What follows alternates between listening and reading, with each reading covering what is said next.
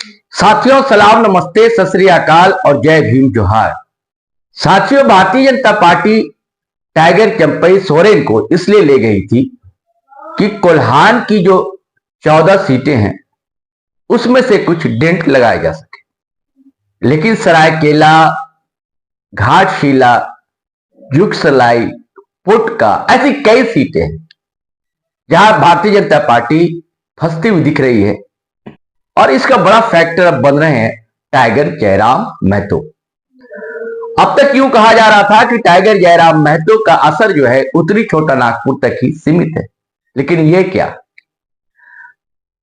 कल जिस तरह एंट्री की है टाइगर जयराम महतो ने कोल्हान में, तो बुजुर्ग टाइगर चंपई सोरेन के सामने एक बड़ी मुसीबत खड़ी कर दी। अब मुसीबत यही है, क्या वो अपनी सीट भी बचा पाएंगे या अपने साहबजादे बाबूलाल सोरेन जो कि घाटशिला खड़े हैं वो क्या जीत पाएंगे? एक तरफ तो जेएमएम का जलवा है वहां पर, और अब टाइगर जयराम महतो ने जिस तरह अपनी उपस्थिति दर्ज कराई और देर रात जुगसलाई में जिस तरह भीड़ जुटी, आप तस्वीरें देखिए, देर रात तक जुगसलाई में लोग इंतजार कर रहे थे। आपको बता दूं कि जुगसलाई में भारतीय जनता पार्टी का नहीं, एनडीए कैंडिडेट है आजसू से रामचंद्र सहीज जी, जो कि 2014 में वहां से विधायक भी थे और वर्तमान में मंगल कालिंदी है। मंगल कालिंदी जेएमएम से किस्मत आजमा रहे हैं। रामचंद्र सहीज की बड़ी चर्चा की जा रही थी, मंगल कालिंदी भी कम नहीं थी, लेकिन देर रात जो इंतजार में खड़ा मजमा था टाइगर जयराम को सुनने के, और टाइगर जयराम आए भी और दहाड़ा भी उन्होंने, और जेसीबी पर खड़े होकर, बड़ी चर्चा ना बुलडोजर की आजकल, योगी जी ने बड़ी चर्चा छेड़ दी है स्टेट में, वो तो देश में चर्चा है, उत्तर प्रदेश से लेकर दिल्ली तक। लेकिन अब पिछले दिनों जब वो आए थे हजारीबाग, तो हर जगह बुलडोजर खड़े दिखलाई दिए थे। तो उसे बुलडोजर जेसीबी मशीन पर खड़े होकर जो गर्जे है, इसे सिंह की गर्जना कहा जाए, टाइगर तो कहा ही जाता है। और सरायकेला में क्या बोले हैं, कैसे कह दिया कि अब चाचा चंपई को ले लेना चाहिए विश्राम, उन्हें विश्राम दे देना चाहिए।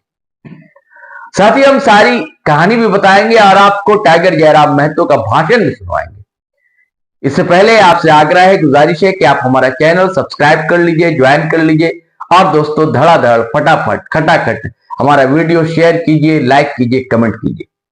थोड़ी देर की ब्रेक लेने दीजिए, अब फिर सुनिए टाइगर जयराम महतो ने सरायकेला में क्या कहा।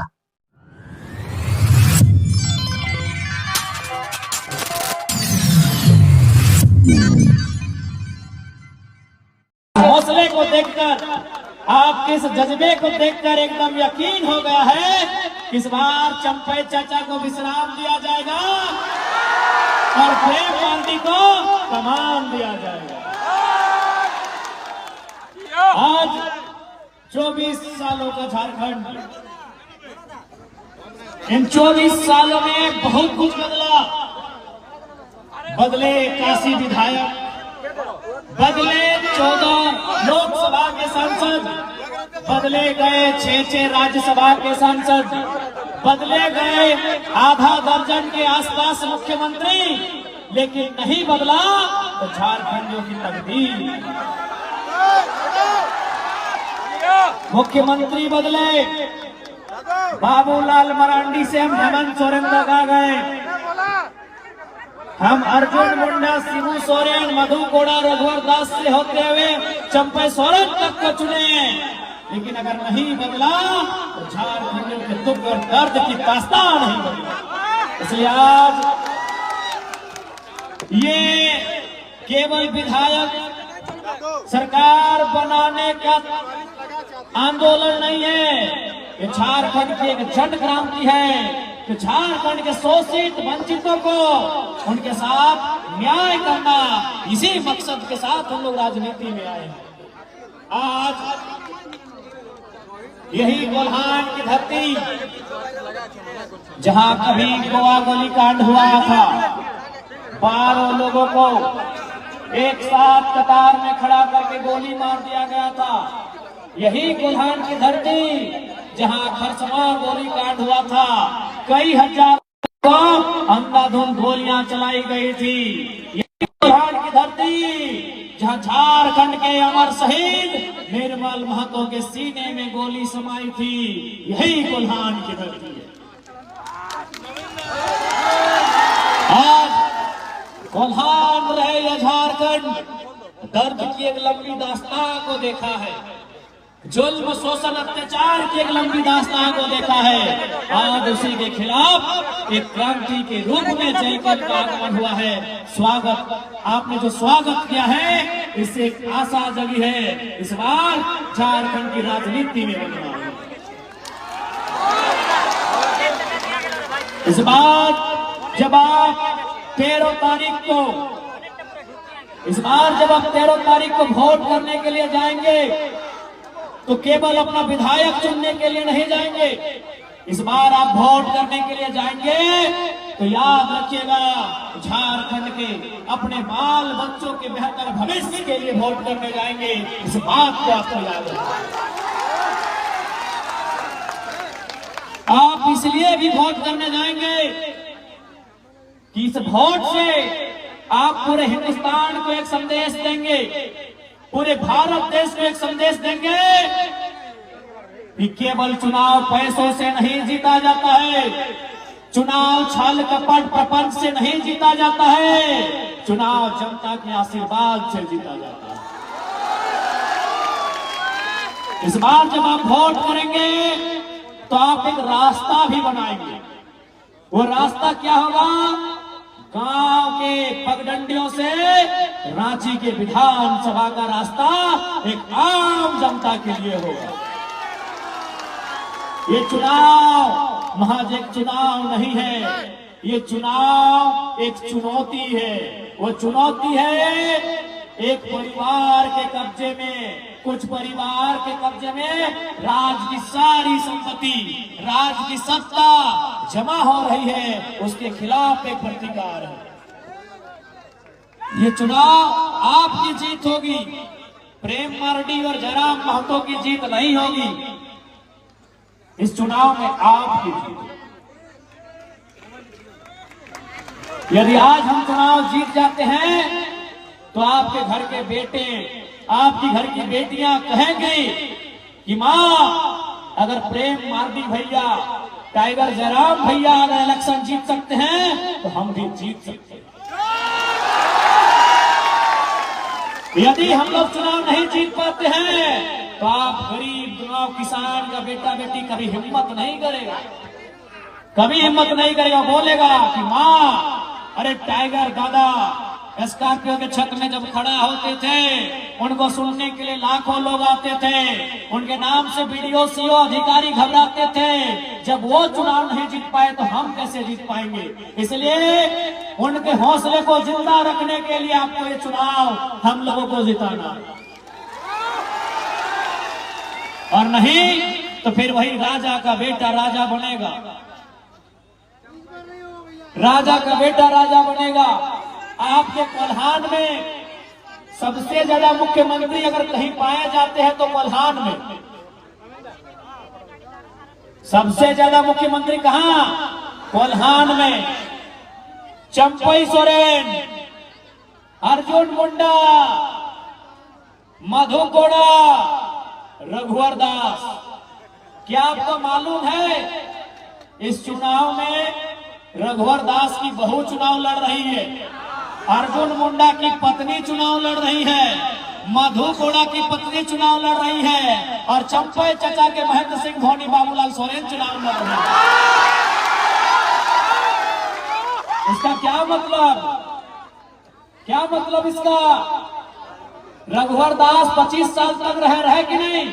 आज भी उड़ीसा के गवर्नर है, फिर भी पेट नहीं भरा, अपनी पुतों को चुनाव लड़ा रहे हैं।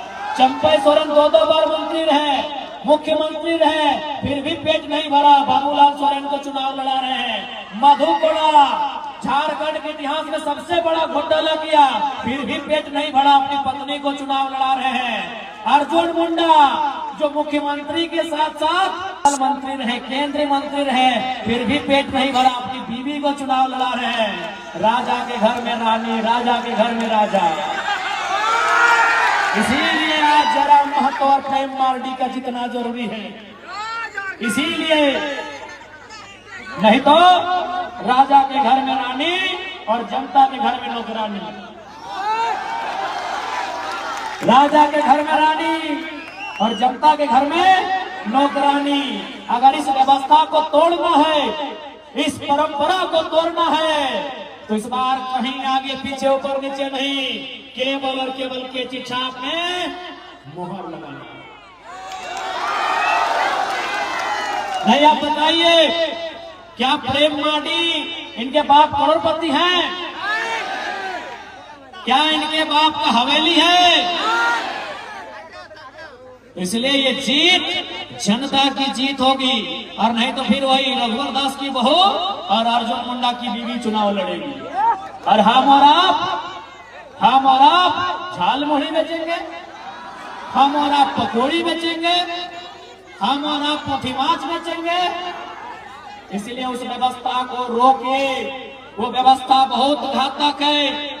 एक ही परिवार से विधायक मंत्री बनने से रोकिए, वो व्यवस्था बहुत घातक है। अगर उस व्यवस्था को नहीं रोकेंगे तो गरीब का बेटा कभी आगे नहीं बढ़ पाएगा।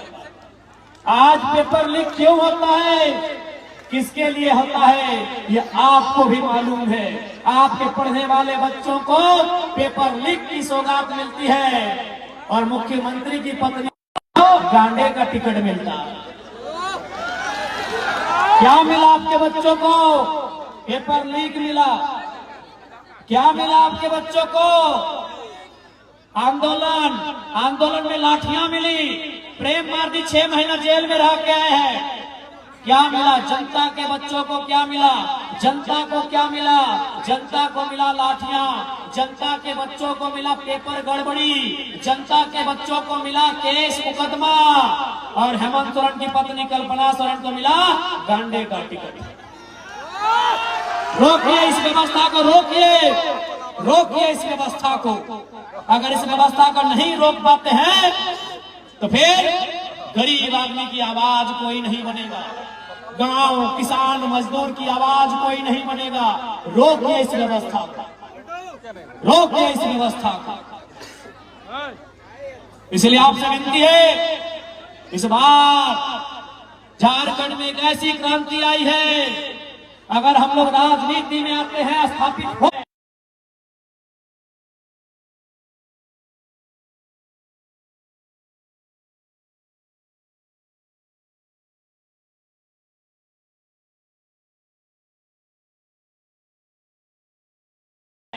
के उन ऑफिसों में जाएगा, झारखंडी नजर मिला के उन ऑफिसों में जाएगा।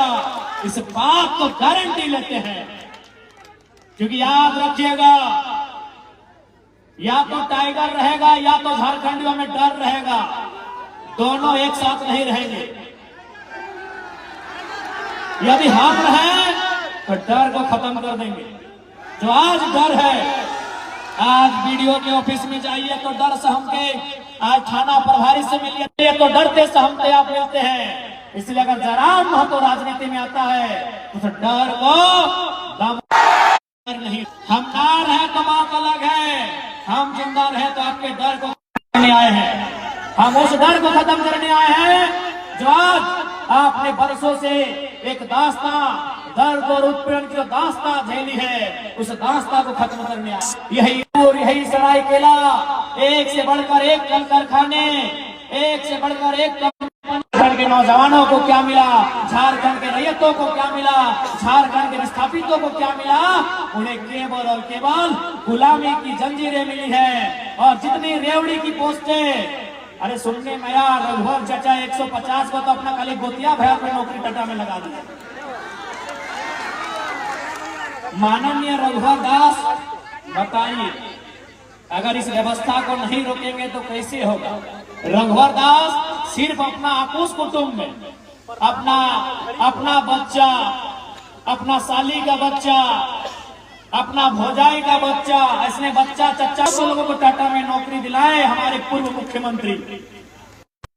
जमीन हमारी गई, खून हमारा बहा, कभी गोवा गोलीकांड में तो कभी सुनील महतो की शहादत के रूप में गर्दनें हमारी काटी गई। यही झारखंड की सच्चाई है।